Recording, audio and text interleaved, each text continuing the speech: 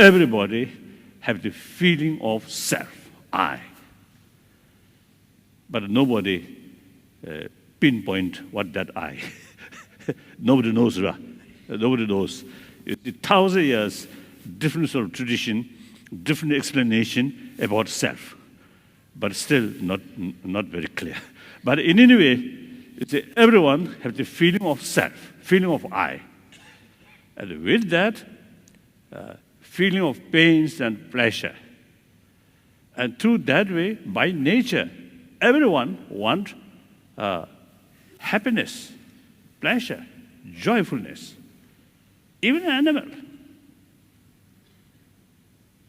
Same feeling, same sort of desire. And since it's experience of pain, we do not want. So we want to overcome pains, problems.